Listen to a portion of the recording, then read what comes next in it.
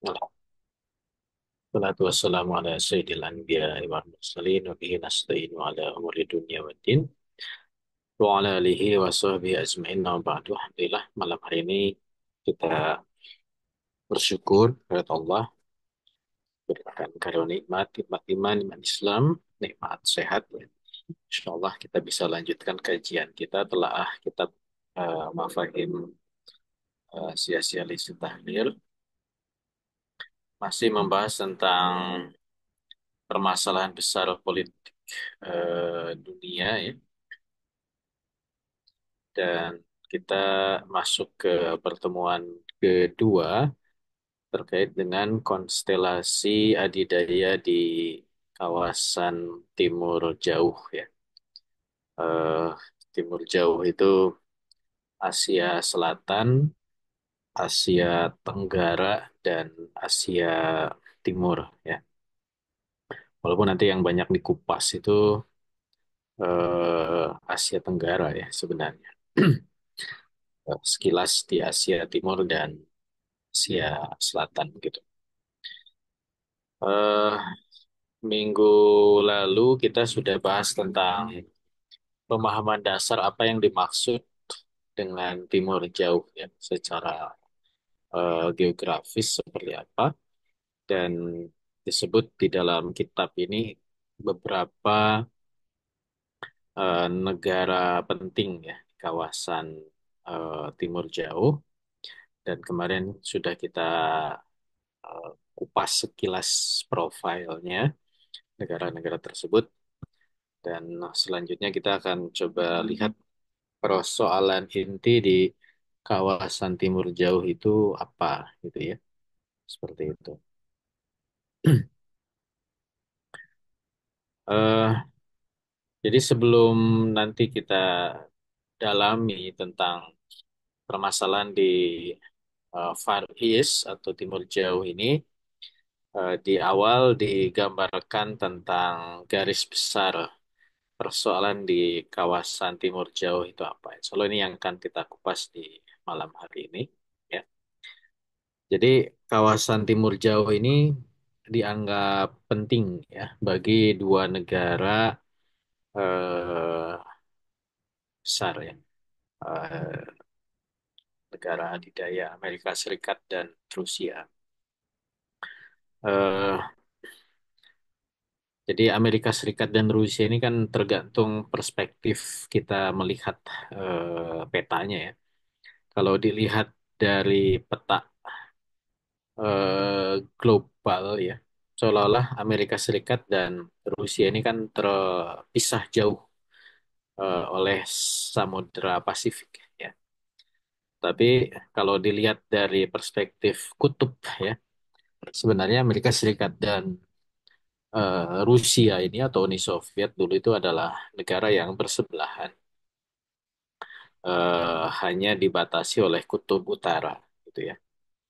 Eh, jadi eh, mengapa kemudian eh, wilayah timur jauh ya, timur jauh itu berarti di sini di wilayah kosong ini ya, Samudra Pasifik ini menjadi wilayah yang penting bagi Amerika Serikat dan Rusia.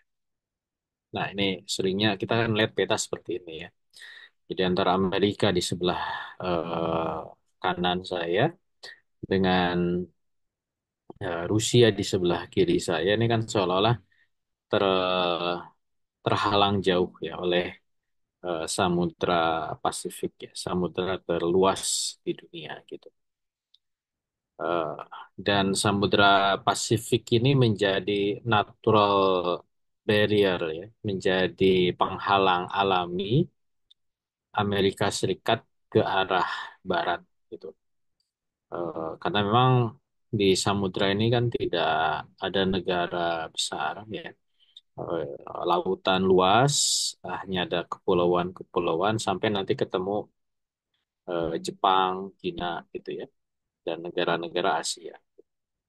Dan secara historis eh, relasi Amerika itu kan ke arah timur ya, ke arah Eropa.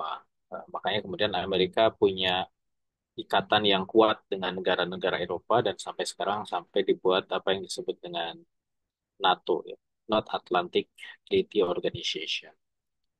Nah, sedangkan ke arah barat Pasifik ini memang menjadi wilayah yang secara historis menjadi ancaman gitu ya. Terlebih sudah saya singgung bahwa pada awal Perang Dunia Kedua, negara yang menyerang Amerika Serikat itu dari barat, dari Jepang.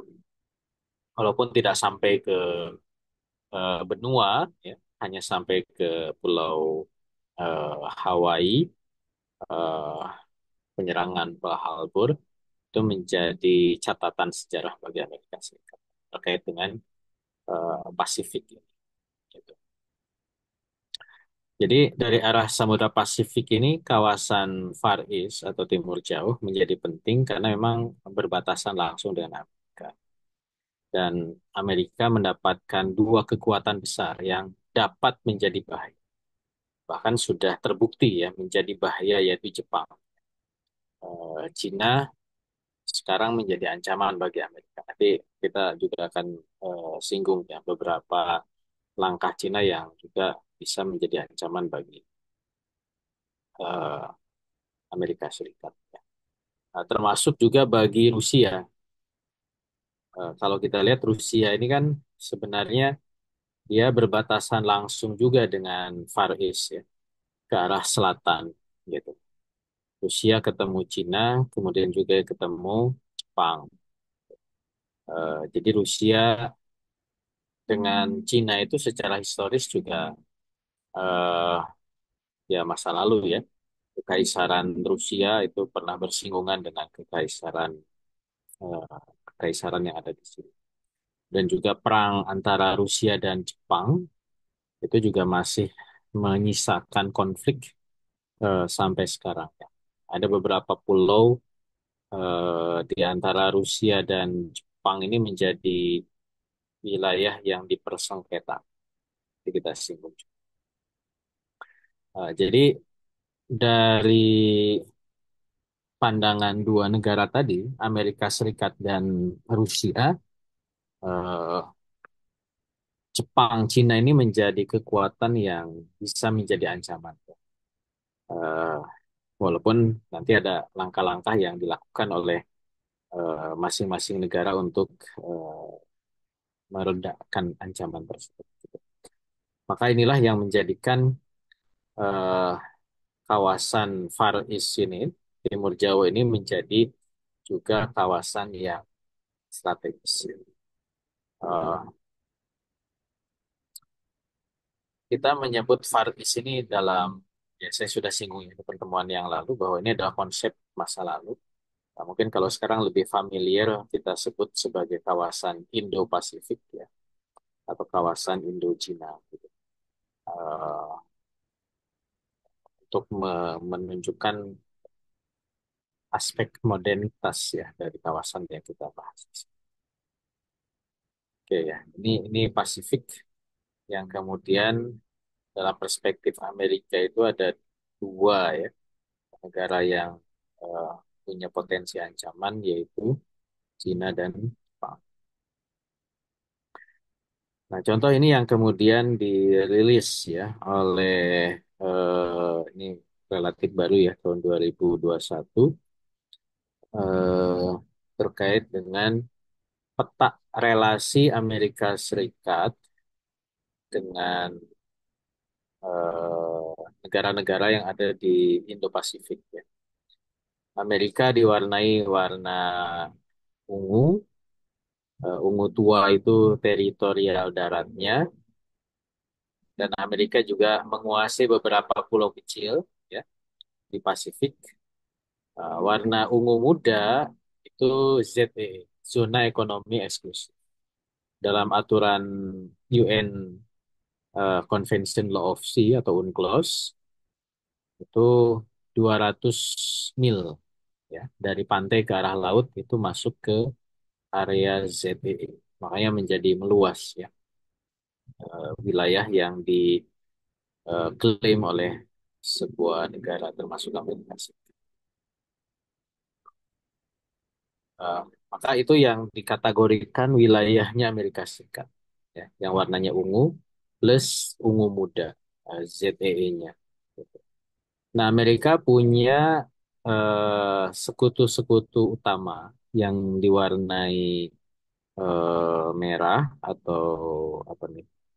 eh Ya, anggaplah merah ya, ya jelas. Ada Korea Selatan, ada Jepang, dan ada Australia. Itu disebut the first degree ya. Jadi sekutu utamanya Amerika Serikat. Nah, kemudian ada the secondary degree, sekutu berikutnya, termasuk Indonesia disebut di sini. Indonesia, ada India, ada Thailand, ada Vietnam dimasukkan di situ. Kemudian juga ada Filipina, ya. Nah, itu dianggap sebagai sekutu level kedua. Nah, sekutu level ketiga yang kuning kecil ini itu Taiwan. Taiwan dimasukkan ke sekutu. Nah, di luar itu disebut sebagai ally partner. Jadi sekutu tapi bukan sekutu kunci. Nah, menarik di sini Amerika sebut seperti Malaysia ya, kemudian juga Cina ya, kemudian ya negara-negara di Pasifik ya, Papua Nugini dan seterusnya itu bahkan dianggap bukan sebagai sekutu utama ya di level keempat kalau dalam analisis ini. Nah, sehingga kalau kita lihat di sini bahwa Amerika itu sebenarnya punya punya perhatian ya. Makanya di sini ada yang disebut sebagai special boundaries ya. Jadi inilah perspektif Amerika terhadap Indo-Pasifik atau terhadap Far East. Batasnya itu mana? Yaitu yang titik-titik itu. Nah, dan di dalam titik-titik itu yang menjadi ancaman ya di situ sebagai disebut perceived threats ya, ancaman itu hanya dua yang ditanda kali ya, yaitu Cina dan Korea Utara. Eh, dan itu levelnya kan ada yang first degree, ada yang secondary. Yang first degree itu di Korea Utara. Kenapa? Karena di situ ada ancaman nuklir dan seterusnya. Sedangkan di secondary ini kan di kawasan Laut Cina Selatan sampai ke arah timurnya Australia ya. Karena itu adalah area eh, di mana Cina punya pengaruh sampai ke sana gitu. Walaupun yang paling tinggi tensinya itu yang tanda silang-silang itu area of concern atau area of tensionnya itu ada di Laut Cina Selatan. Walaupun itu bisa melebar ke arah lautan sebelah timur. Ini perspektif modern ya. Kalau kita lihat perhatian Amerika Serikat di kawasan Pasifik. Nah, mencil di atas ada Cina, ada Inggris ya. Kenapa Inggris masuk? Karena Inggris itu memang juga, walaupun dia bukan negara yang ada di kawasan, tapi dia adalah sekutu Amerika secara global ya. Walaupun nanti di kitab ini disinggung juga ya bahwa rivalitas Amerika Serikat dengan Inggris itu selalu terjadi.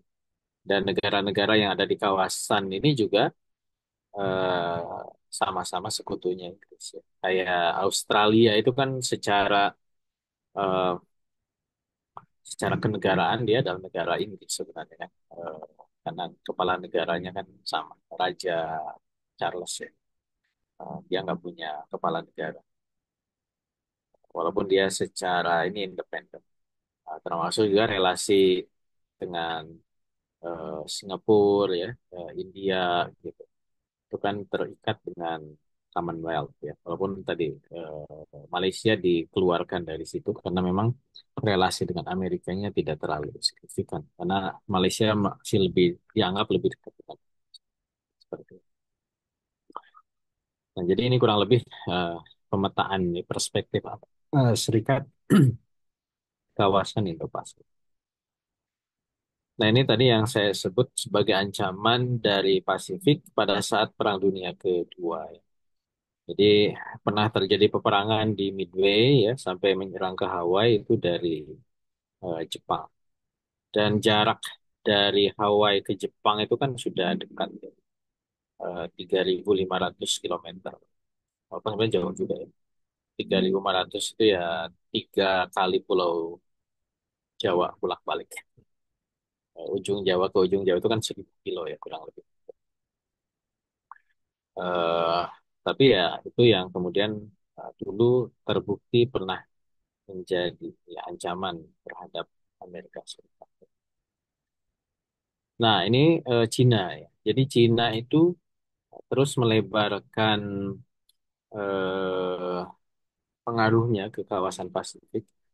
Terutama kemarin cukup tinggi intensinya di tahun 2022 ketika ada kunjungan dari Menteri Luar Negeri Cina ya, Wang Yi, disebut sebagai Wang Yi Pacific Visit ya, itu eh, mengunjungi sebenarnya negara-negara kecil di Pasifik ya, Timor Leste, Papua Nugini, ya, Kiribati, Solomon Island, Vanuatu, Samoa, Fiji, Tonga gitu.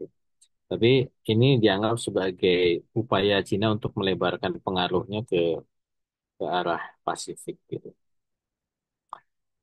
Sehingga digambarkan ada eh, 3 rantai ya, tiga, tiga, tiga tahapan rantai. Ada first island chain ya, jadi kepulauan-kepulauan yang yang itu menjadi rantai pertama yang berada di bawah pengaruh Cina. Kemudian ada the second island chain ya, itu sampai ke Guam, Palau ya. Nah, kemudian yang paling jauh itu bahkan mendekati Hawaii itu adalah the third island chain.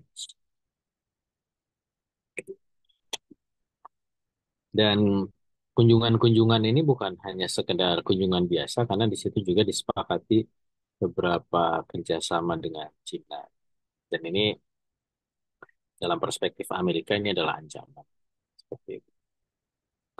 Nah, belum lagi kemampuan Cina untuk me- mengirimkan misil apa rudal ya, peluru kendali yang teknologinya terus berkembang. Walaupun ini memang belum belum terbukti diluncurkan gitu ya. Tapi dengan perkembangan teknologi ya yang dilakukan oleh Cina, bahwa Cina itu sampai punya kemampuan misil yang range-nya itu atau area peluncuran itu sampai ke 15.000 kilometer. Artinya kalau 15.000 kilometer itu yang garis abu-abu ya itu sudah sampai ke Amerika gitu. Kalau ditembakkan dari mainlandnya Cina gitu.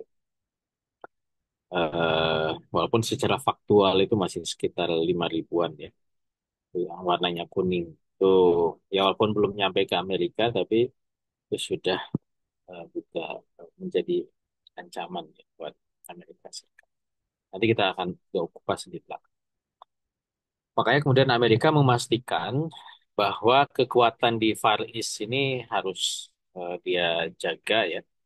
Bahkan memang eh, penguatan militer Amerika di Far East ini di Pasifik terutama itu sudah mulai dilakukan ya sebelum Perang Dunia Kedua ya, sebelum adanya serangan Jepang ke Pearl Harbor gitu.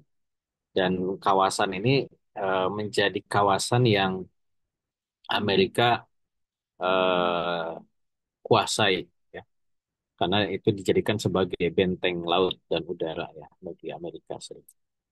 Nah, kalau kita lihat ini eh, imperialisme Amerika lah, anggaplah begitu di kawasan Pasifik ya. Jadi Amerika itu yang warna hijau, lihat tahunnya ya. Di sini mulai menganeksasi wilayah-wilayah di Pasifik, sebagian juga di Amerika Tengah ya, Kuba, Puerto Rico ya, itu tahun 1898. Itu juga berbarengan ke arah barat ya. Hawaii ini tahunnya sama, 1898 ya. Palmyra, Johnson, itu tahun yang sama. juga sampai ke Filipina. Ya, rata-rata dikuasai pada tahun itu. 18, artinya sampai tahun 1900 kawasan Pasifik ini sudah ada titik-titik yang dikuasai oleh Amerika. Karena itu pulau-pulau kecil, tapi menjadi strategis untuk kemudian Amerika kuasai. Nah, kalau Alaska di atas ini kan yang dia beli ya, dibeli dari Rusia itu Alaska. Nah, ini detailnya ya, tahun-tahunnya bersama. Ada beberapa yang didetilkan, beberapa pulau kecil.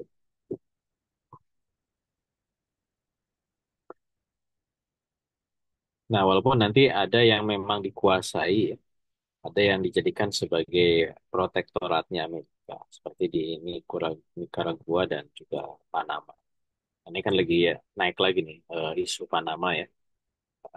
Bush marah ketika eh, Cina mendapatkan kemudahan akses terusan Panama, sehingga memudahkan eh, pelayaran logistik Cina ke arah Eropa melalui terusan Panama.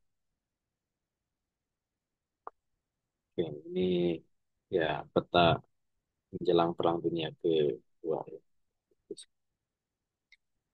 Nah, di tahun itu, ini memang petanya global ya, Amerika pun kemudian membangun beberapa pangkalan militer, seperti di Hawaii, ya, kemudian di Midway, makanya terkenal itu Perang Midway di Perang Dunia Kedua, kemudian juga di Samoa, ini di kalau bulat kecil itu hanya US Patrol Base, ya. Tapi kalau yang bintang itu US base, jadi yang pangkalannya di Pearl Harbor, tapi patrolnya ada di arah di Asia Tenggara dan Jepang itu kan juga ini sebelum Perang Dunia ke satu dan dua ya. Jadi Amerika juga sudah menempatkan pos patrolinya di Nagasaki, Yokohama, ya. Kemudian juga di Ichijima yang sekarang jadi Iwo Jima ya. Kemudian di Guam, nah, di situ ada pangkalan militer dan juga di Filipina. Nah, di Hong Kong, di Macau juga ada. Ini sebelum Perang Dunia. Artinya memang sudah Amerika bersiap ya sejak eh, sebelum Perang Dunia ke satu penguasaan di kawasan Pasifik. Dan Filipina itu menjadi basis ya Amerika di Asia Timur, di Asia, di Far East ya, di Asia Tenggara juga. Sejak sebelum Perang Dunia Kedua, karena memang itu dijajah oleh Amerika ya, diambil alih dari Spanyol sampai sekarang, dan itu menjadi eh, apa namanya, menjadi ya markas militer Amerika seperti itu. Jadi dalam Perjanjian Paris 1898 itu kan pengambil alihan ya wilayah-wilayah Spanyol karena kalah perang dari Amerika Serikat. Eh, Kemudian wilayah Spanyol itu diambil oleh Amerika Serikat. Makanya tadi tahunnya kan sama ya, 1898. Nah ini nih, 1898. Kuba, Puerto Rico, Hawaii, Palmyra, Johnson, sampai ke Filipina. 1898. Itu dari perjanjian perjanjian Paris. Nah, beberapa eh, nah ini sebenarnya punya Spanyol juga, cuman keburu dijual ke Jerman. Makanya Mariana, Palau, Caroline Island itu punya Jerman. Walaupun nanti Palau memerdekakan. Sisanya itu dikuasai oleh Amerika yang warnanya dari apa? Dari yang warnanya pink ini kan dari Spanyol dikasih ke Amerikanya, ini jejak negara-negara. Nah, makanya kemudian dalam rangka memperkuat posisi Amerika di Pasifik ini, Amerika membuat apa namanya, basis-basis militer seperti yang tadi disebut beberapa titik. Nah ini di Filipina, eh, ini sebelum ya pada saat Perang Dunia Kedua lah. Sini betul-betul menjadi titik kekuatan Amerika di sana. Nah ini yang masih eksis, apa namanya, basis-basis militer Amerika di Filipina. Mulai dari yang warnanya ungu, ya, ada naval base, berarti basis angkatan laut, ada airport udara, ada air base juga udara ya, eh, kurang lebih begitu. Jadi ada sembilan, sembilan titik Filipina.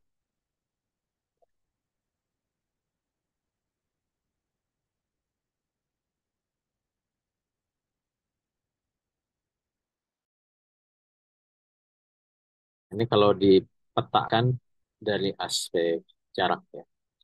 Jadi dari Amerika ke Jepang itu, ini untuk pergerakan angkatan laut ya, itu butuh berapa hari? Kalau nanti akan menghadapi perang di Laut Cina Selatan. Ini skenario saja. Misalkan dari Darwin, Australia, itu jaraknya 1.900 mil, berarti 3 sampai 5 hari saja dia untuk bisa sampai ke Laut Cina Selatan. Kalau terjadi peperangan di sana. Dari Guam, itu juga kurang lebih 3 sampai 5. Dari Okinawa, pangkalan militer Amerika di dekat Jepang, itu juga kurang lebih 2-3. Karena kalau mengirim langsung dari Amerika, San Diego, sampai ke Laut Cina Selatan itu butuh 3 minggu ya, saking jauh. Tapi Amerika punya sekutu-sekutu dia di sekitar situ yang bisa tahu terjadi peperangan dengan Cina di Laut Cina Selatan itu ya cukup dekat. Nah ini eh, titik-titik anchoring yang sudah berjalan, dan anchoring itu berarti dia stay di situ. Kalau rotasional itu ya dia apa namanya, kadang digeser-geser gitu. Nah, ini detailnya anchoring dan rotasional, titik-titik basis militer Amerika. Memang yang banyak di, ya kalau yang rotation itu di Filipina, ada yang anchoringnya di Singapura, di San Diego, apa di Gogers ya. Tapi yang paling banyak di Korea Selatan dan di Jepang.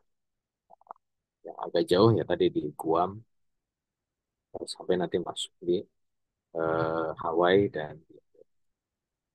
jadi memang tidak kosong ya. Pasifik itu kelihatan kosong lautannya. Memang kalau lihat peta kelihatan kecil ya. Tapi kalau sudah di lautan, waktu saya di Surabaya tuh, walaupun tuh baru Teluk Surabaya tuh lihat lautannya karena emang kapalnya kecil. Ya. Kita jadi merasa kecil. Padahal itu baru lautan seruput gitu ya. Apalagi ini di lautan lepas. Ya. Artinya eh, seluas lautan itu pun samudra Amerika sudah tempatkan beberapa titik. Ya. Oke. Nah ini lebih spesifik di apa? Di Far East-nya ya. Beberapa. Jadi ada ininya, apa, kayak di Korea Selatan ada satu divisi. Nah, kalau dalam ukuran militer, divisi itu berarti 3 brigade. Nih, maklumat aja. Paling rendah itu kan regu. Regu itu 10 orang. Nanti ada kompi. Ada suka dengar nggak? SSK. Satuan setingkat kompi. Kompi itu berarti 3 regu. 30 gitu, kurang lebih. Gitu. Nanti di atas kompi itu ada batalion. Batalion itu 3 kompi. Berarti 90 sampai 100.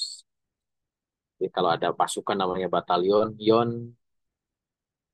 Yonif, batalion infanteri ya, Yonif itu. Berarti kurang lebih seratusan tentara. Di atas batalion ada brigade. Brigade berarti 300, 100, 200, 300 ya. Brigif, brigade infanteri ya, berarti 300. Nah, di atas brigade itu divisi, berarti sekitar 1.000. Gitu ya. Jadi, kalau di sini sebut infanteri divisi, berarti ada 1.000-an tentara kurang lebih di sini. Kalau di sini ada 23 divisi, berarti ada 23.000. Gitu ya. Gitu. Nah, kalau fighter berarti ini pesawat. Satu divisi marinir, berarti ada kurang lebih 1.000 tentara. 13 divisi, nah, berarti ada 13.000. Itu ya, artinya banyak, banyak, banyak banget tentara Amerika.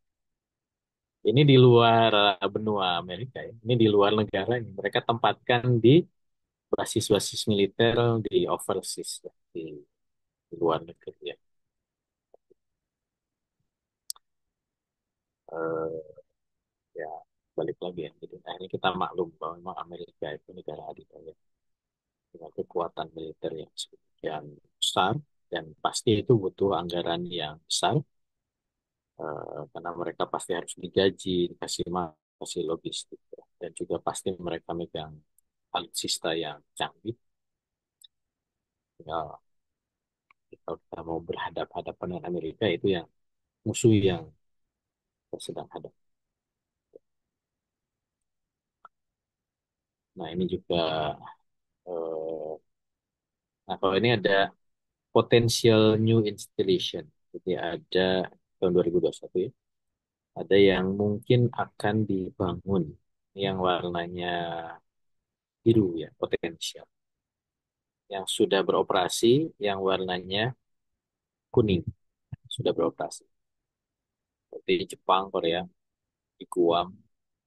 Kemudian yang warnanya merah, ini eh, ya hosting. Artinya Amerika pinjam tempat. Bukan Amerika, tapi ya Amerika bisa pakai. Gitu ya. Kayak di Singapura, Thailand. Karena memang bikin perjanjian. Nah, yang potensi itu dari Filipina tadi ya, memang Perang Dunia II. Nah, ini dulu ketika Jepang ya, Perang Dunia Kedua melebarkan pengaruhnya itu ya pas itu hampir setengah dan mulai menyerang ke. Nah, ini serangan eh, Amerika, penguasaan Amerika terhadap apa? Terhadap Pasifik ya pada saat Perang Dunia Kedua.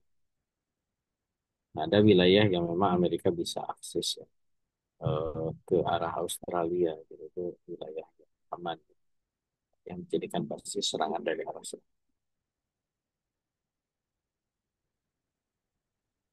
Nah, ini pemetaan Amerika mana yang memang pro terhadap Cina, mana yang pro terhadap Amerika. Nah, yang warnanya biru itu sekutunya Amerika. Memang petanya beda-beda ya, bergantung analisis. Kalau di sini Indonesia disebutnya hedging ya. Hedging itu ya nimbang-nimbang bisa ke sono, bisa ke sini. Tapi kalau yang warnanya biru itu sudah kepegang.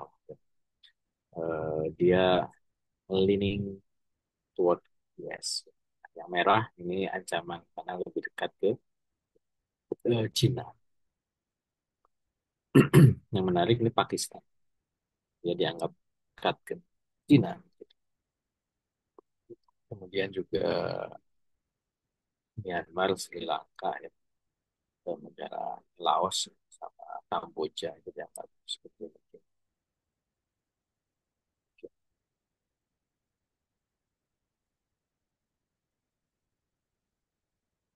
Kalau di sini beda lagi, Indonesia dianggap eh, di bawah pengaruh Amerika yang diwarnai. Nah, ini keikutsertaan dalam organisasi. Eh, nah, yang sama-sama itu kan APEC. Walaupun APEC sebenarnya sekarang tidak terlalu, karena eh, itu ya ada Cina, ada Amerika, ada Rusia. Yang warna hijau itu berarti sama-sama anggota APEC. Eh, yang yang kuning kuat itu empat negara yang memang bikin perjanjian persekutuan Amerika, Jepang, Australia dan juga ada TPP ya zamannya Obama yang warnanya biru dan juga ada eh, RCEP. Ya artinya kalau kita baca ya kan ramen Indonesia masuk gitu ya, gabung dengan Brazil, Rusia, India, Cina gitu. Seolah berhadapan-hadapan ya. Ya, sebenarnya nggak sesimpel itu kalau kita baca dalam pola eh, berorganisasi secara internasional. Karena Cina dengan Amerika juga dalam organisasi lain barengan, gitu ya. Rusia dengan Amerika dalam organisasi lain barengan. Di satu organisasi ini dia seolah-olah berhadapan-hadapan, tapi di organisasi lain. Nah, jadi nggak usah terlalu berharap banyak juga gitu Indonesia gabung di Nah, itu Amerika ya. Jadi Amerika memandang eh, Pasifik itu seperti tadi. Jadi dia adalah sebuah kawasan yang memang penting dan Amerika berusaha untuk menguasainya dan memang sudah secara faktual dia kuasai karena ada memang wilayah-wilayah walaupun pulau-pulau kecil memang dianeksasi oleh Amerika dan Amerika tempatkan kekuatan militer sedemikian luar biasa besarnya juga di Pasifik. Ya, seperti. Nah, sedangkan Rusia ini kan secara peta, nah, dia kan eh, apa namanya tidak terpisahkan ya dengan samudra. Ya, kalau Amerika kan ada samudra gitu. Nah, Rusia itu ya ke arah samudra. Memang eh, ya karena negaranya besar ya Rusia. Jadi memang dia tidak terlalu menganggap harus bersiap siaga gitu ya, waspada terhadap eh, kawasan Far East. Walaupun ya Rusia berusaha menguatkan hubungan relasi dengan negara-negara yang ada di Far East, terutama Cina. Ya. Makanya kemudian secara ideologis dulu di zaman Uni Soviet sama-sama negara komunis, walaupun memang ada perbedaan eh, visi visi komunismenya yang beda. Dan dengan Jepang eh, yang juga sama-sama ancaman, pernah terjadi perang Rusia dan Jepang, tapi ya Rusia berusaha menjalin persahabatan. Walaupun memang masih ada apa namanya ya sengketa sengketa sengketa wilayah di Kuril Island ini. Kota terpenting Rusia di Pasifik itu adalah Vladivostok. Ditandain ini. Ini adalah kota Rusia terpenting. Memang ya ujung ke ujung ya dari Moskow ibu kotanya ke Vladivostok itu ya ujung ke ujung. Jadi memang pergerakan ini juga agak susah. Nah, ini dua basis militer Rusia yang ada di kawasan timur jauh, ada di Belaya dan di Ukrainka, bukan Ukraina, ya, Ukrainka. Yang di situ nanti akan berhadapan-hadapan dengan basis militernya Amerika di Okinawa, ya, Jepang, Guam, dan juga di Hawaii. Jadi kalau misalkan perang Amerika dengan Rusia di front Pasifik, ya ini basis-basis militer yang akan saling eh, nah ini maritimnya ya, jadi kekuatan laut. Jadi Amerika memang menempatkan Rusia itu ya hanya di tadi Vladivostok itu yang warnanya segi lima coklat ini. Itu adalah naval base ya atau apa namanya pangkalan laut Rusia. Karena emang justru Rusia banyaknya di sini, di Laut Hitam. Cuman kan kalau dari Laut Hitam mau digeser ke Pasifik jauh banget. Bisa berhari-hari gitu ya. Nggak cukup waktu kalau perang laut. Ini emang ya sudah lah. Gitu. Rusia eh, kalau perang lautan di Pasifik gitu jauh. Kok nggak ke arah utara-utara itu kan kutub ya. Jadi kutub itu eh, ya kalau di musim dingin ya nggak bisa diakses. Gitu. Makanya Rusia itu berusaha memperkuat pangkalan lautnya itu di laut-laut yang tidak pernah beku. Mungkin masih ingat apa yang sering saya sebut ya, hot water policy ya. Makanya Rusia itu zaman Uni Soviet juga berusaha menguasai wilayah pelabuhan yang tidak beku. Itu ya dia punya akses di Laut Hitam. Cuman Laut Hitam nanti harus lewat Selat Bosporus gitu, nanti masuk ke terusan Suez. Ada titik-titik krusial yang di situ justru Amerika juga kuasai ya. Turki itu ya sekutunya Amerika. Selat Bosporus yang sempit itu ya bisa aja ditutup gitu ya. Kalau dulu tutupnya pakai rantai. eh Ya sekarang bisa diserang dari arah kiri dan kalau memang mau akses dari Laut Hitam. Belum lagi nanti di terusan Suez. Mesir itu sekutu kuatnya Amerika. Jadi belum lagi ya tadi jaraknya. Ya.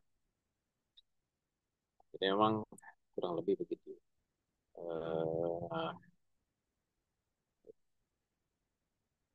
Nah ini masih Rusia. Jadi ini kalau dilihat dari ke arah utara ya. Jadi ada jadi Angkatan Laut Rusia itu ada Northern Fleet ya. Itu di wilayah utara. Memang punya dia eh, di Severomos ya. Cuman tadi tidak selalu accessible karena kadang beku ya, ininya. Ini kutub utara. Nah, bisa juga di Kaliningrad. Ini juga sama ya, di wilayah utara. Jadi ya kalau tidak beku ya dia bisa lewat ke Selat Denmark ya ke Inggris kemudian nanti masuk ke ya. Nah, kalau yang di Laut Hitam ya tadi Kaliningrad itu di Baltic Fleet ya. Berarti dia area kerjanya, area area operasinya itu di wilayah Lautan Baltik. Nah, kalau di Sevastopol berarti ke arah Laut Hitam.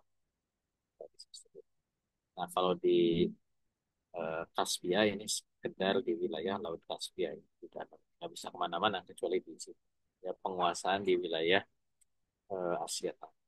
Nah, di Pasifik yaitu mengandalkan ini di Vladivostok tadi itu yang diandalkan oleh Rusia kalau terkait dengan penguasaan wilayah.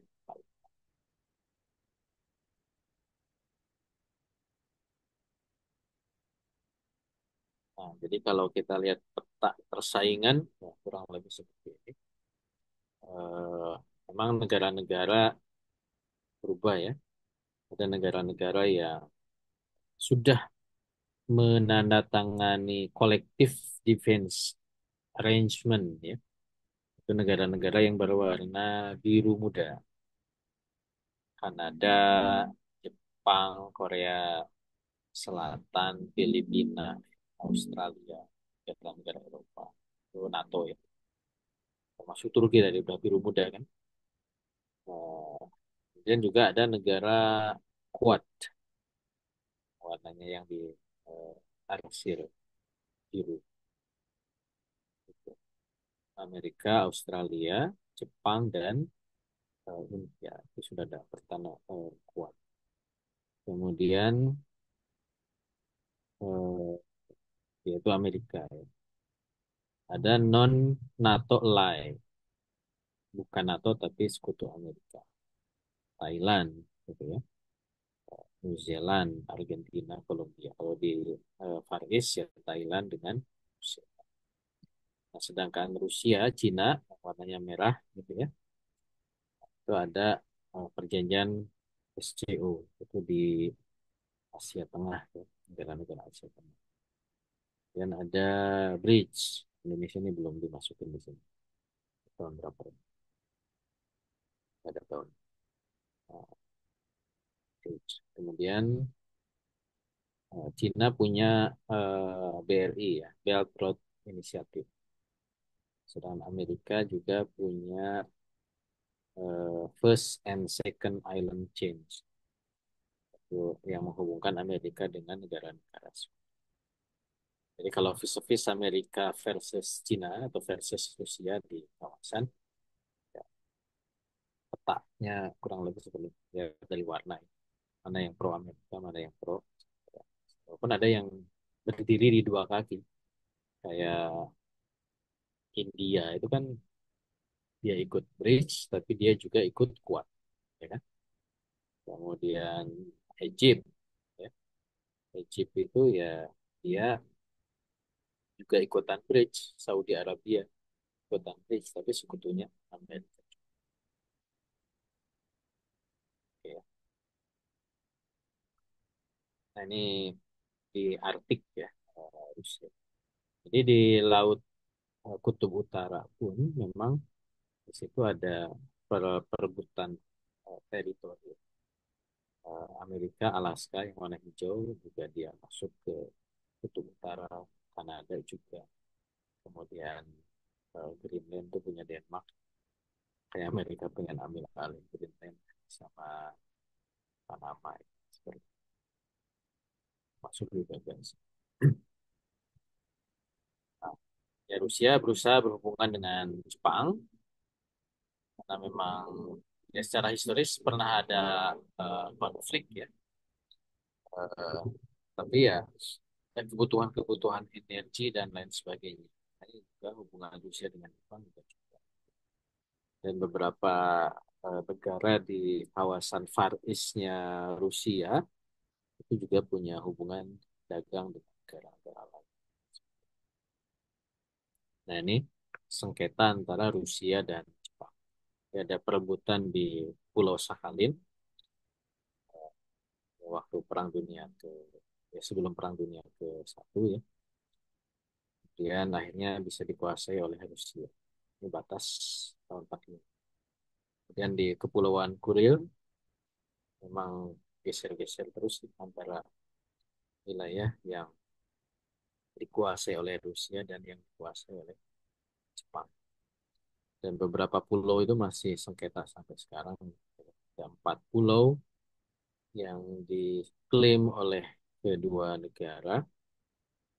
Makanya masing-masing itu punya nama nama Rusia dan nama Jepang. Kunashir sama Kunashiri. Langsung lihat baca Ituruk sama Itoroku. 2 pulau, Sikotan dan Harutan. Ini 4 pulau yang diklaim oleh kedua negara, baik Rusia ataupun eh, Jepang.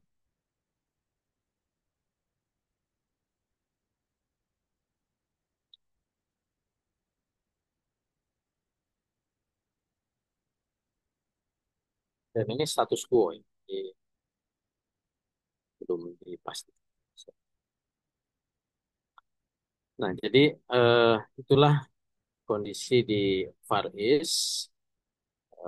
Ada aspek posisi strategisnya dan aspek posisi strategis ini dalam perspektif Amerika dan Rusia. Itu yang pertama.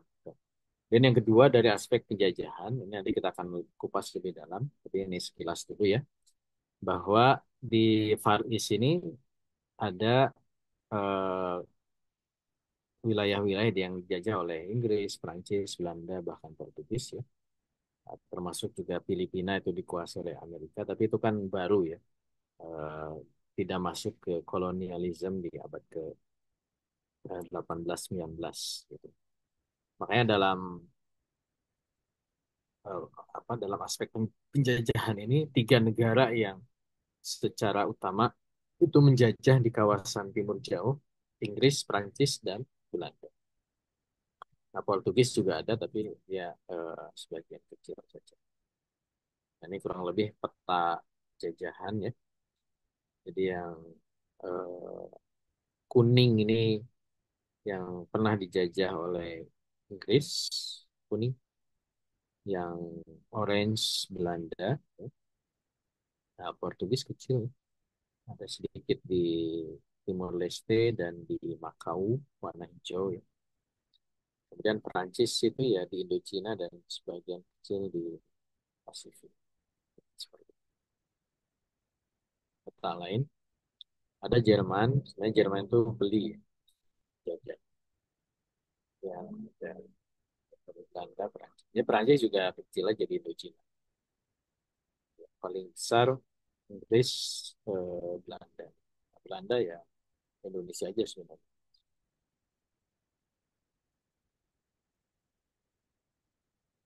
Tapi Portugis itu sedikit banyak disinggung tentang gua ya. Gua yang tadi peta-peta penjajahan di kawasan Paris. Baik, mungkin itu sebagai paparan pertemuan kedua. Kita lihat Far East dari aspek strategis ya, di mata Amerika Serikat dan di mata eh, Rusia. Dan sekilas tentang penjajahan, tapi penjajahan kita akan singgung di pertemuan kedua. Walau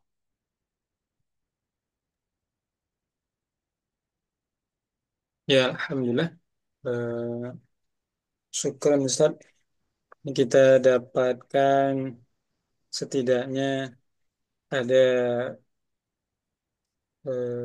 era di mana Eropa yang menguasai Far East, kemudian belakangan dikuasai oleh Amerika dan Rusia ya tadi yang beliau sampaikan, sehingga belakangan Far East ini atau Asia Timur Jauh ya, Asia Jauh ya, Timur Jauh ya, Timur Jauh itu dikuasai atau dominasi Amerika maupun Rusia. Jadi persaingan dua negara adidaya ini masih eksis kita bilang ya. Alhamdulillah Ustaz, ini kita dapatkan penjelasan di pertemuan yang kedua ini. Silakan buat Bapak Ibu kita buka sesi tanya jawabnya. Buat Bapak Ibu yang ingin bertanya atau ada yang ingin berdiskusi nanti, silahkan eh, menggunakan kesempatan ini ya. Ini kita sudah ada yang bertanya di kolom komentar ini Ustaz. Ya, kita dahulukan yang di chat dulu Bu ya. Buat jamaah sekalian, silakan masih kita buka peluangnya. Ya, ini ada pertanyaan dari dua peserta kita yang di kolom komentar sudah mengirim pertanyaan, baik dari Pak Norman maupun dari Ibu atau Mbak ini ya. Yang dari pertama dulu, Ustaz, ini atas nama akun Pak Norman Baskara. Assalamualaikum Ustadz, mengapa tidak ada pangkalan Amerika di Indonesia? Nah, ini Ustadz, pertanyaan konfirmasi nih Ustadz.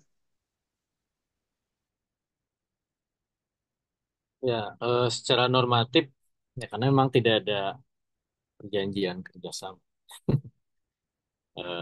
Indonesia dengan Amerika. Artinya sebagai negara berdaulat anggaplah begitu, Indonesia eh, tidak membuat fakta militer ya, dengan negara manapun, tidak hanya Amerika. Makanya kemudian karena memang tidak bikin perjanjian militer, sehingga dari situ ya tidak ada tempat yang dijadikan basis militer negara lain. Itu normatifnya begitu. Eh, Kemudian ya secara historis juga memang Amerika Serikat kan tidak pernah menguasai ya, wilayah Indonesia. Eh, Diduduki seperti misalkan di di Filipina itu kenapa dia punya ya karena itu wilayah Amerika gitu. Atau tadi di Guam gitu ya. Atau di Okinawa. Okinawa itu punya Jepang, tapi ya karena memang Amerika eh, taklukkan Jepang pada Perang Dunia Kedua ya dia bikin basis militer di situ. Ya ada dua. Pertama memang tidak bikin perjanjian. Kayak Singapura itu kan tidak. Tapi karena dia punya perjanjian militer dengan Amerika ya dia persilahkan Amerika punya basis militer. Walaupun ya kadang Amerika datang gitu ya pasukannya ke Indonesia dengan pola latihan bersama. Kayak Garuda Shield ya, juga pelatihan eh, Indonesia itu latihan militer di Indonesia itu ya hanya dengan Amerika. Gitu. Dengan Cina, Rusia tuh nggak pernah kita latihan militer di Indonesia gitu.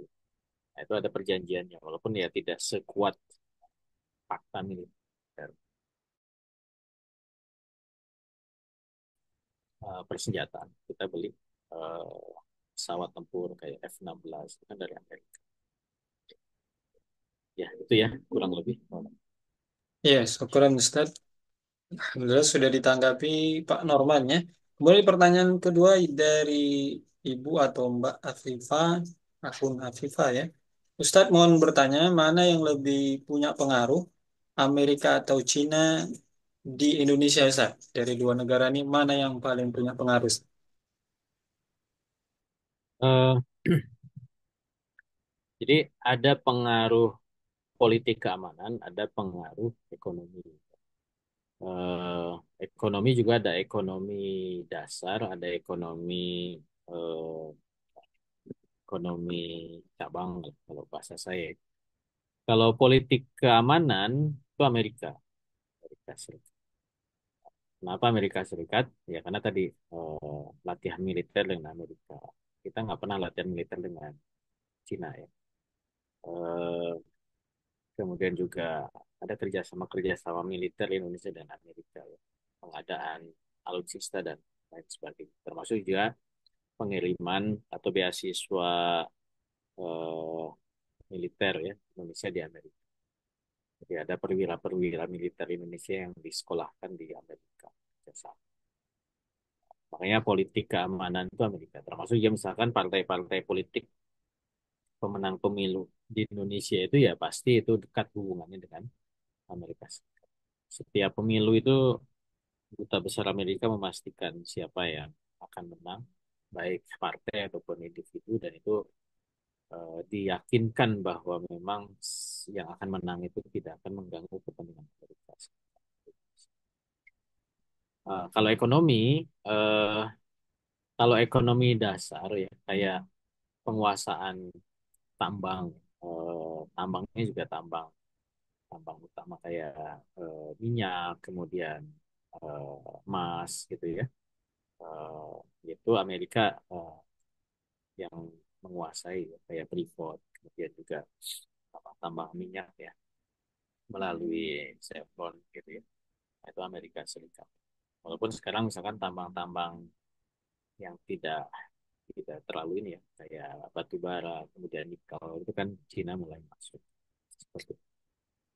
Kalau misalkan ekonomi yang sifatnya kok di Indonesia banyak produk Cina ya, karena memang ekspor impor untuk produk-produk retailing ya, itu memang banyaknya dari Cina. Seolah-olah Cina itu eh, banyak barangnya di Indonesia. Jadi memang as a whole ya, secara keseluruhan eh, Amerika itu masih lebih berpengaruh dibandingkan Cina, gitu ya. Orientasi politik Indonesia itu masih Amerika.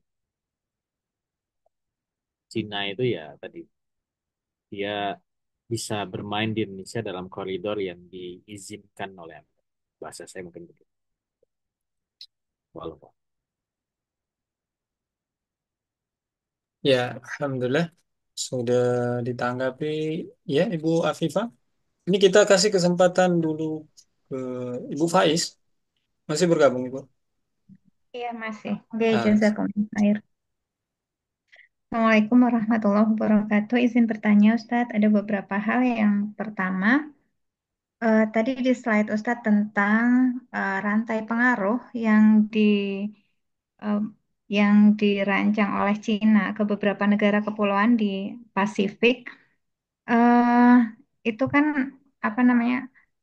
Seolah gitu ya, seolah Cina itu menyadari gitu bahwa dia harus kemudian menanamkan pengaruhnya ke wilayah di luar dia, atau dia bisa dikatakan em, mulai apa namanya, ya tidak hanya inward looking gitu. Nah, kok bisa demikian? Padahal kan dia sudah seringkali kita definisikan Cina itu bukan negara ideologis gitu. Tapi kenapa kemudian dia memasang rancangan strategisnya untuk memulai membentuk rantai-rantai pengaruh ke negara-negara di Pasifik, negara-negara kepulauan di Pasifik khususnya. Itu ketika kita bicara ke timur, itu ketika ke barat kan Cina juga membangun relasinya ke beberapa negara yang lain. Nah, ini tadi balik lagi, kan Cina sudah kita seringkali definisikan dia bukan negara ideologis, gitu. Ya, tapi kenapa dia eh, ya memiliki pola eh, politik luar negeri yang seolah dia negara ideologis gitu, atau sebenarnya tidak seperti itu. Ya, itu yang pertama, Ustaz. Kemudian yang kedua, hmm, tadi tentang Rusia gitu ya, disebutkan bahwa Rusia itu tidak siap siaga karena dia merasa apa, atau dia tidak terpisah gitu dengan kawasan Indo-Pasifik gitu, atau Far East gitu. Eh, kok kok artinya kan justru dekat gitu kan? Artinya wilayah Rusia itu dengan wilayah Far East atau yang kita kemudian sebut Indo-Pasifik itu kan berdekatan. Justru kemudian ketika berdekatan itu kenapa dia tidak justru yang paling siap siaga begitu? Ya, kenapa kemudian kesiapsiagaan itu justru kemudian tidak dibangun oleh Rusia?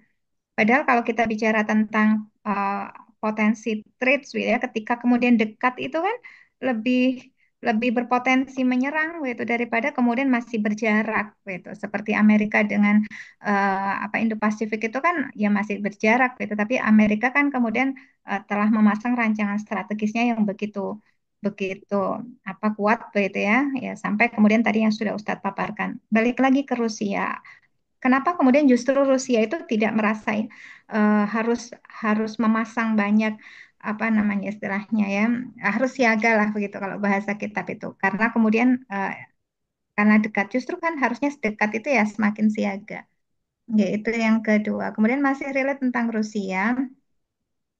Ketika kita melihat Amerika itu begitu signifikan membangun eh, jaringan-jaringan pengaruhnya di kawasan Indo-Pasifik, termasuk kemudian bagaimana alainya tersebar di negara-negara di Indo-Pasifik, sampai kemudian ke arah negara-negara kepulauan pun juga sudah terpegang, bahkan juga military base-nya ada di mana-mana di kawasan Indo-Pasifik. Apa yang dialami Rusia? Kenapa Rusia tidak bisa berbuat seperti itu? Kelemahannya ada pada apa? Apakah kemudian kemampuan diplomasinya atau kemudian pada biayanya untuk membangun military base yang seperti itu, seperti Amerika dia tidak mampu, atau seperti apa, Ustadz? Kenapa kemudian Rusia, kalau kita definisikan Rusia kan juga negara ideologis ya, taruhlah dia kan suksesor dari Uni Soviet begitu. Kenapa dia tidak bisa berlaku serupa begitu seperti Amerika Serikat? Apakah ada ketidakmampuan dari sisi diplomasi atau biaya atau mungkin apa? Yaitu masih tentang Rusia. Oke, kemudian yang selanjutnya eh, tentang negara-negara di kawasan Indo-Pasifik ini kan saya kemarin sebutkan ya karakternya kan heterogen gitu ya, tidak seperti kawasan Middle East begitu. Nah, eh, bagaimana kemudian kalau kita bicara tentang masa depan dakwah, gitu ya? Bagaimana kemudian dakwah ini, apakah memang kecil progresnya dibandingkan Middle East, gitu? Ketika kemudian kita akan menghadirkan lagi tandingan adidaya Amerika Serikat hari ini. Mengingat kawasan Indo-Pasifik ini negaranya dan juga kemudian pemegang kebijakannya atau ahlul kuwahnya itu kan heterogen, bukan negeri Muslim begitu. Jadi memang apakah kemudian dari wajah tersebut itu akhirnya kemudian potensi potensi dakwah atau apa istilahnya ya kebangkitan itu kecil kalau udah dibandingkan dengan Middle East atau seperti apa sebenarnya Ustaz? Ya, itu yang selanjutnya. Kemudian yang terakhir, berarti pembahasan ini kalau tadi saya simak sampai akhir slide Ustadz itu belum memaparkan tentang pergeseran atau apa ya istilahnya eh, ya pergeseran dari penjajah lama yaitu Eropa kepada Amerika dan kontrol Amerika hari ini itu tidak ada masih kan? Apa memang masih belum dan di pertemuan selanjutnya atau sebenarnya tidak perlu? Kemarin kan kalau di Asia apa di Timur Tengah itu di Middle East itu kan dipaparkan detail itu ya sampai per negara bagaimana proses eh, perebutan kekuasaan perebutan pengaruh gitu antara Inggris ke Amerika gitu. Kalau ini belum ya berarti dari penjajah lama yaitu Eropa tiga negara tadi Inggris, Prancis gitu ya. Sampai kemudian hari ini hampir semua negara-negara di Indo-Pasifik itu dikuasai oleh Amerika. Pergeseran menuju ke situ berarti memang belum dibahas nggak ya Ustaz? Ya sampun jazakumullah khair.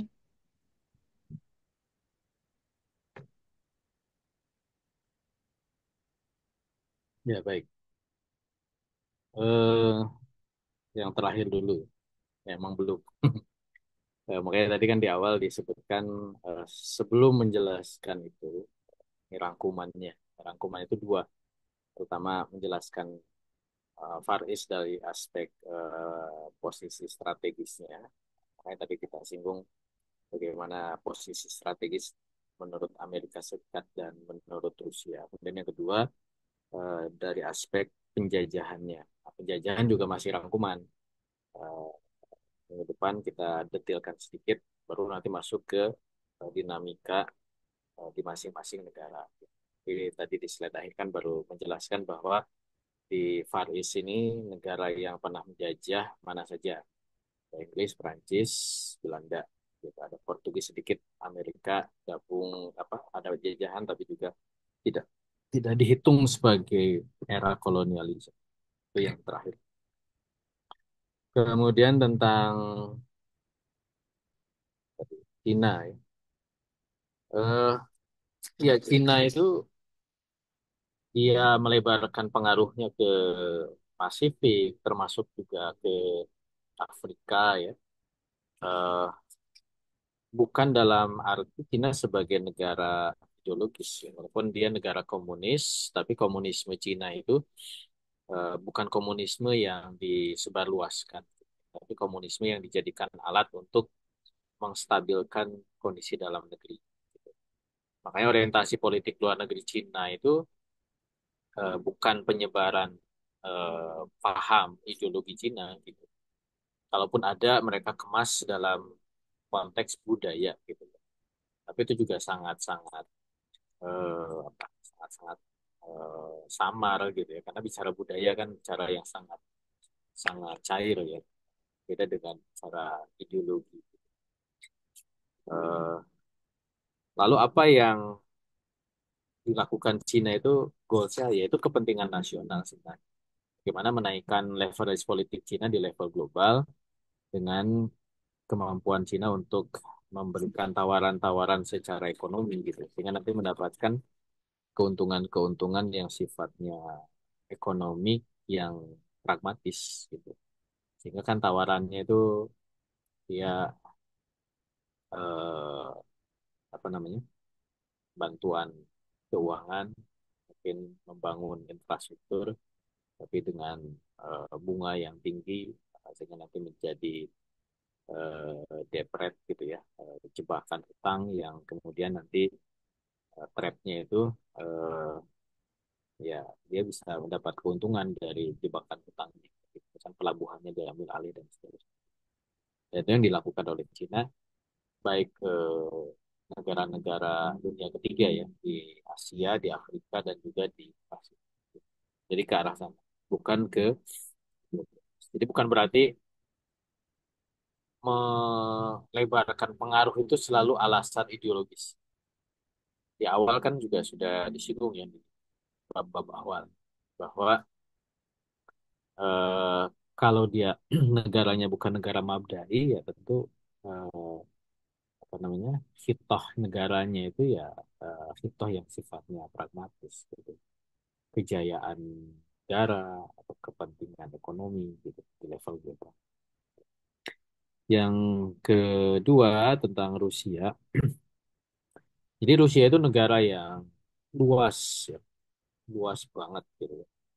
Dan juga sudah kita singgung ya bahwa Rusia ini kan negara yang secara saya gitu, supaya kelihatan Rusia.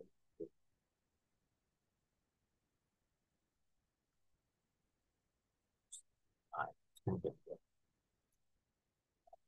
ujung barat ke timur ya Rusia besar sekali negara dan eh,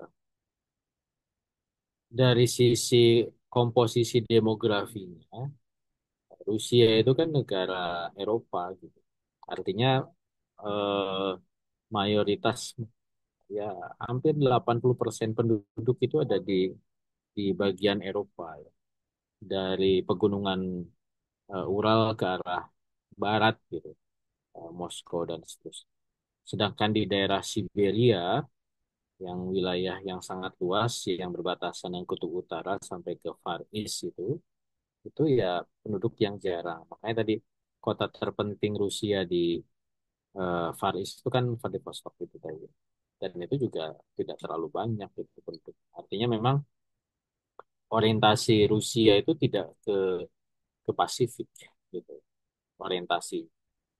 Bahkan dulu ketika masih mempunyai Alaska, Alaska itu ya dia jual aja karena saking luasnya negara itu kebanyakan adalah nggak keurus ya. Jual aja tuh Alaska ke Amerika kan.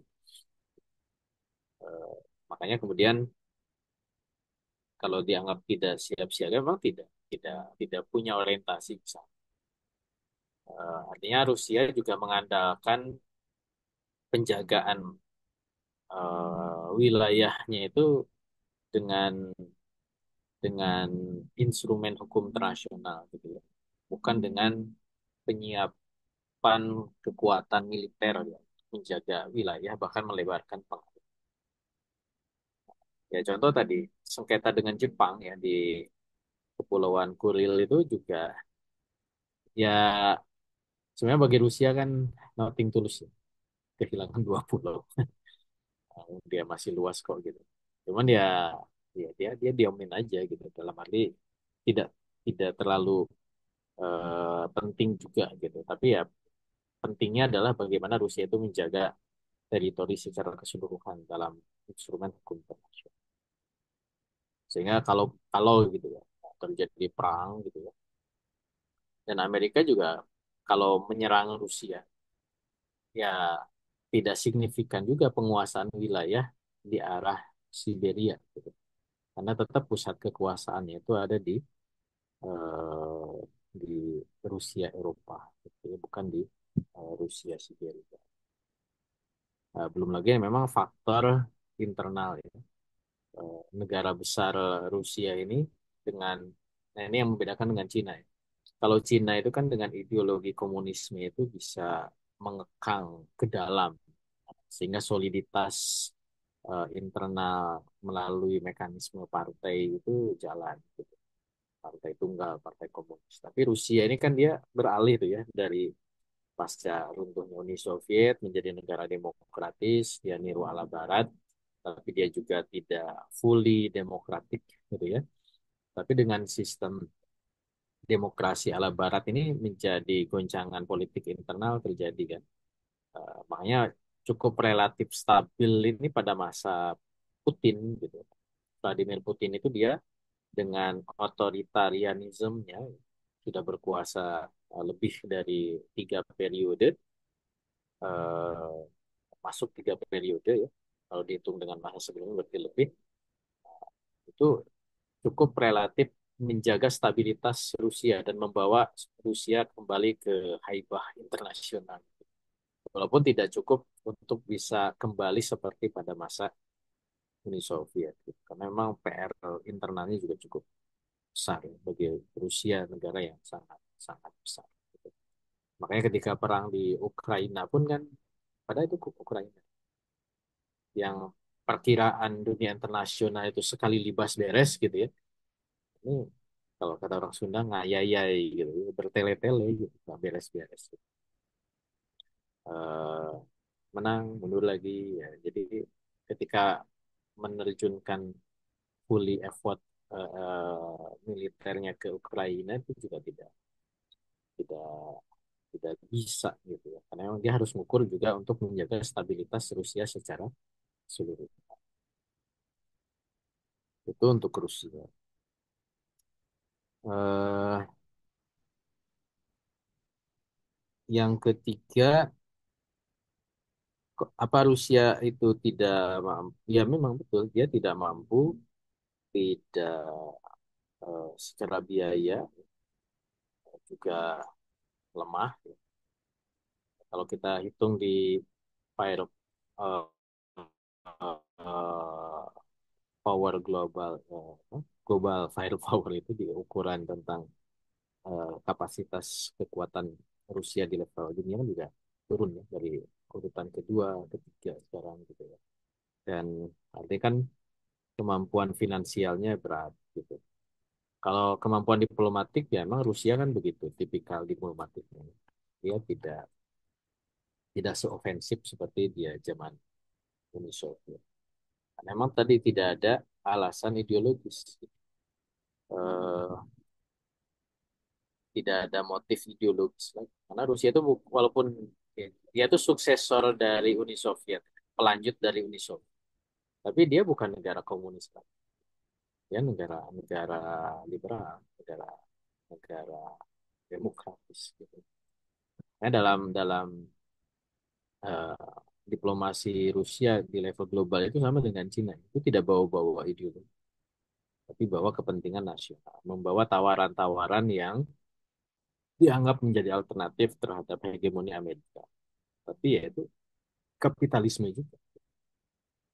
Persoalan mata uang, persoalan gaya politik, ya, persoalan isu-isu internasional kan juga tidak ada yang baru ya, yang dibawa oleh Cina ataupun oleh Rusia. Itu kemudian yang keempat, potensi dakwah. Eh, ya betul kalau dibandingkan dengan Middle East, Timur Tengah, ya, eh, Far East ini relatif lebih heterogen. Dunia Islamnya nanti dimention ya di bagian akhir hanya dua yang potensi di Far East itu ya Indonesia dan Malaysia gitu ya. Bahwa Muslim di Cina banyak, tapi dia di bawah hegemoni komunisme Cina. Kemudian ya Thailand dikit gitu ya. India juga ada, tapi juga di bawah hegemoni gitu. Bangladesh masih nggak dihitung ya, karena memang dia negara susah ya, negara dunia ketiga, jumlah penduduknya banyak, tapi wilayahnya sempit gitu ya. Kapabilitas militernya juga tidak signifikan. Walaupun dakwah juga berkembang di sana. Jadi memang satu-satunya yang dihitung di Far East itu adalah Indonesia dan Malaysia. Itu juga disebut nanti kita bahas ya di bagian akhir pembahasan Far East ini. Gitu. Eh, seperti itu. Walaupun ya ada tantangan juga. Pertama, Islam di Far East ini kan periferal, ya, pinggiran. Ya, kita nggak usah, ini emang fakta ya. Kita itu di pinggiran. Bukan core dari Islam, bukan pusatnya Islam, bukan pusat kehilafahan. Kehilafahan itu kan berpusat di Arab Saudi sekarang ya, Mekah, apa Madinah atau Irak. Dulu kan Baghdad di sana, Kufah di sana Irak, atau di Suriah, Damaskus di sana itu pusat kehilafahan. Terakhir di Turki Utsmani. Sempat di Fatimiyah, ya Daulah Fatimiyah di Kairo Mesir gitu ya. Itu adalah core Islam. Nah, Indonesia itu periferal, pinggiran, gitu. Walaupun dari sisi kapabilitas negara, ya, mulai dari jumlah penduduk, kekuatan militer, apa sumber daya manusia, ya, kemudian juga alam, ya, kemudian letak strategis, gitu. Ya, Indonesia itu bisa masuk hitungan, gitu. Walaupun tadi dia periferal dibandingkan misalkan negara-negara Timur Tengah lain. Cuman kelemahan Indonesia itu kan tidak kompak, ya, tidak compact, kompak. Compact itu ya kita kepulauan gitu ya. Mobilisasi, konsolidasi kekuatan umat Islam di Indonesia itu butuh effort gitu ya. Betul Jawa mayoritas, tapi kan Jawa itu kan sebagian kecil dari Indonesia. Nah, itu juga PR. Relatif bagus gitu ya. Terutama di kalangan ahlul quwah dibandingkan dengan di Middle East. Nah, karena kalau Middle East militer sekuler. Kalaupun ada itu sembunyi-sembunyi. Kalau Indonesia militernya sudah Islamis, walaupun ya relatif Islamis lah. Eh, Walaupun disuruh sekuler, tapi tidak sesekuler Turki misalkan, tidak sesekuler Mesir misalkan, gitu, militer. Jadi punya potensi di sana. Yang plus minus ya. Eh, Cuman memang PR-nya itu adalah justru bukan di eh, umat. Umat itu kedekatan dengan Islamnya itu jauh. Gitu. Karena memang tadi dia periferal, daya ke Islam kalau dihitung prosentase keberislaman di Indonesia itu ya masih jauh dari Islami. Karena memang dulu berislam di Indonesia itu secara historis kan eh, tidak tidak apa, tidak nancep gitu, tidak kokoh gitu ya. Banyak sinkretisme, banyak banyak eh, toleran terhadap budaya dan seterusnya. Makanya Islam itu masih dianggap asing ya di beberapa wilayah ini. Eh, Ya, orang Jawa dengan kejawennya, orang Sunda dengan budaya Sundanya, apalagi di Kalimantan ya seperti itu. Jadi mungkin daerah Aceh gitu itu kan cukup kuat, gitu, beberapa lah gitu, seperti itu. Tapi ya punya potensi. Insya Allah. Tinggal ya gimana dakwah kita tengah-tengah itu PR. Allah. Ya, Alhamdulillah. Sudah ditanggapi semua pertanyaan tadi. Ini Ustadz masih ada waktu Ustadz, karena memang ada beberapa pertanyaan lagi yang kita coba pilih, tapi tidak semua ini jamaah. Ada dua penanya lagi yang mau kita minta tanggapan Ustadz dari Ibu Satifah atau Mbak Satifah ya. Izin bertanya Ustadz, mengapa di Asia Pasifik ini tidak terlihat pengaruh Inggris, lebih kental pengaruh Amerika? Mohon penjelasannya Ustadz. Inggris ada, kan sudah kita singgung juga ya. Ada penjajahan Inggris. Eh, Inggris menjajah cukup banyak di Pasifik ini, mulai dari India, Sri Lanka, Myanmar, ya, Malaysia, kemudian Singapura, kemudian sebagian kecil dari Cina ya Hong Kong gitu. Nanti nanti kita kita bahas tuh bagaimana kolonialisme Inggris di Far East ya, eh, termasuk juga di Australia gitu. Eh, tapi kenapa lebih kental Amerika ya? Karena memang secara global kan Inggris turun ya levelis politik globalnya dan Amerika yang mengambil alih. Tapi Inggris masih berusaha mempertahankan pengaruhnya di beberapa negara di Far East ya. Kayak ya negara yang masih kuat dengan Inggris itu kan Malaysia, kemudian juga Brunei. Cuman kan kalau dilihat dari pertarungan dengan Amerika Serikat ya tentu Inggris eh, sekarang posisinya di bawah gitu ya, di bawah Amerika. Nah, dia nanti dibahas di pertemuan berikutnya, dia coba mengambil keuntungan dengan menjadi mitranya Amerika Serikat di kawasan.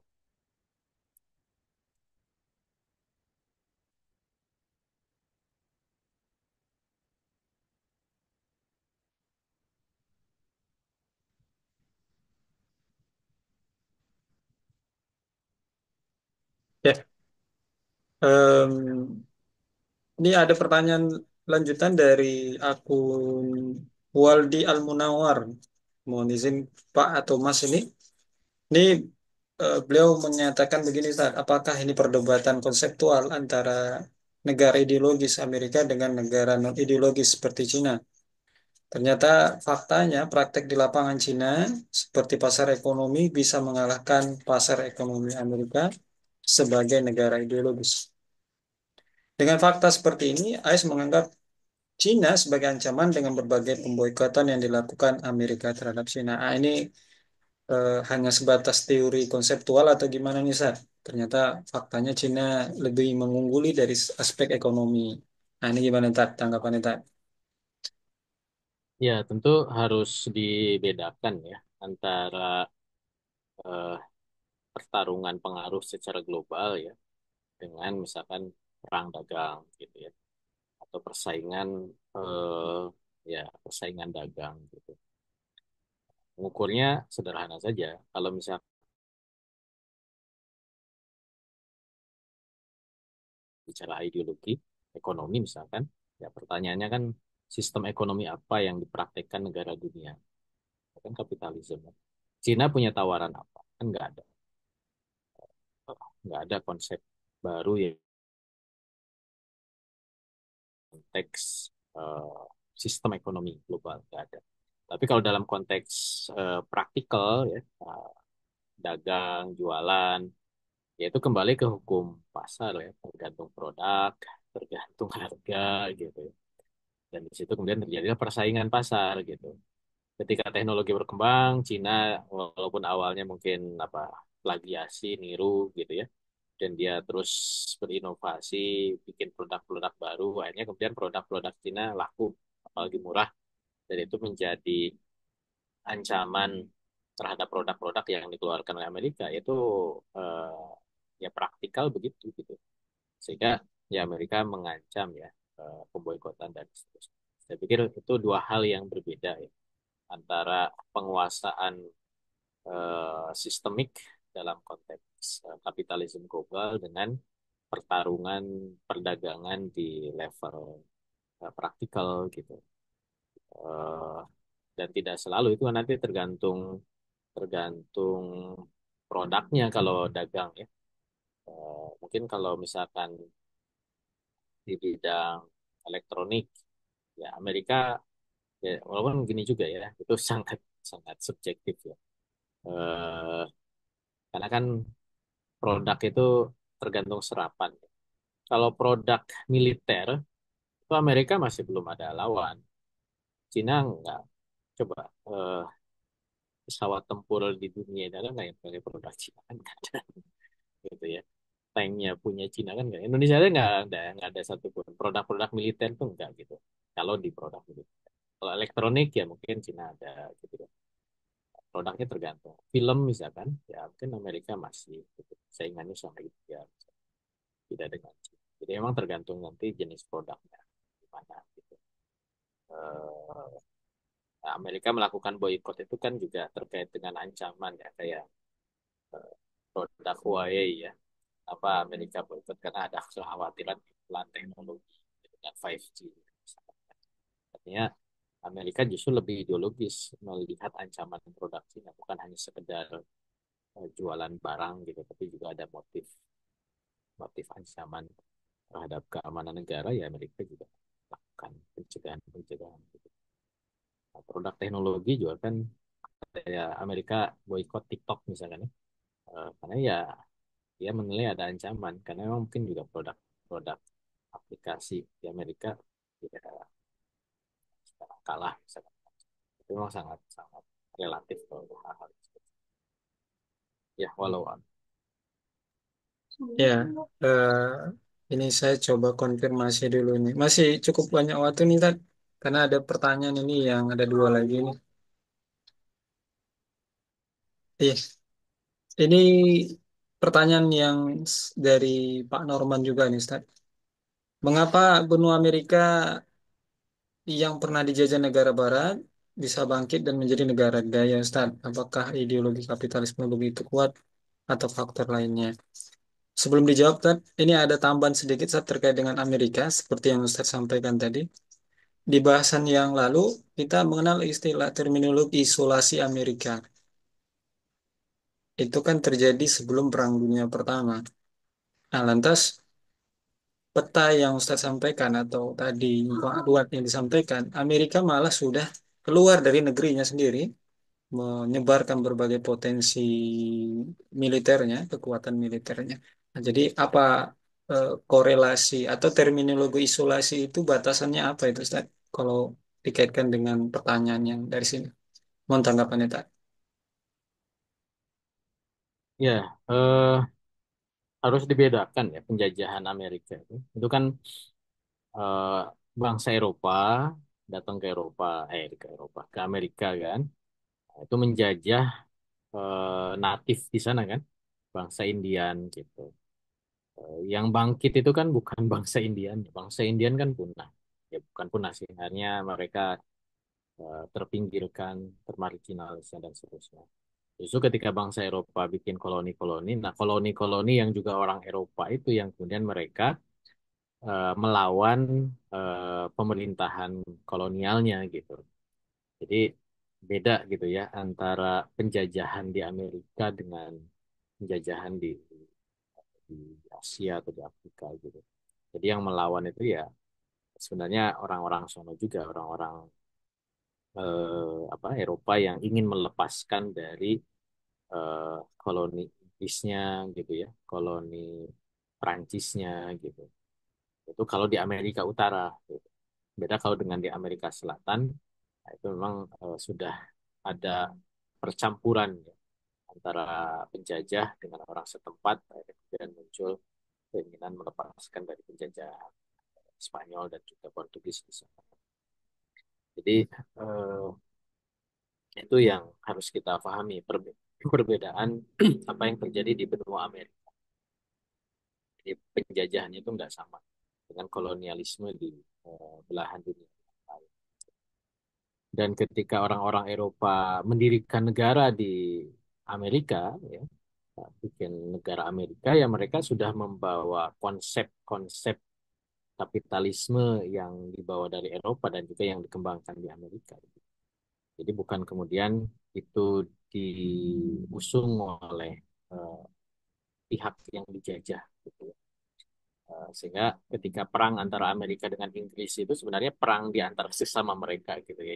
Yang satu pemerintahan kolonial dari Inggris, yang satu yang sudah menempati di koloni Amerika. Itu kemudian jadi doktrin Monroe ya. Jadi doktrin Monroe itu kan ingin melepas atau ingin mengusir ya penjajah-penjajah Eropa di benua Amerika. Di politik isolasionisme Amerika itu artinya melarang negara-negara Eropa bercokol lagi di benua Amerika. Portugis, Spanyol itu kan diusirin semua gitu. Nah, justru Amerika bisa mendapatkan wilayah-wilayah di Pasifik itu kan impact dari politik isolasionisme itu gitu. Ketika mengalahkan Spanyol dalam perang, akhirnya kemudian dibuatlah perjanjian Paris, akhirnya semua wilayah Spanyol itu diambil alih oleh Amerika dan ternyata wilayah Spanyol tidak hanya ada di benua Amerika gitu, ada juga di wilayah Pasifik termasuk Filipina gitu. Itu menjadi impact dari politik. Jadi bukan berarti ya memang eh, dalam kacamata sempitnya kan benua Amerika. Nah, walaupun ternyata jajahan Eropa yang ada di benua Amerika itu juga mencakup juga wilayah-wilayah yang ada di Pasifik. Gitu. Jadi makanya kemudian itu masuk ke wilayahnya Amerika. Itu memang impact dari politik isolasionisme. Jadi nggak bertentangan sebenarnya karena itu memang terkait seperti itu. Walau Ya, Alhamdulillah.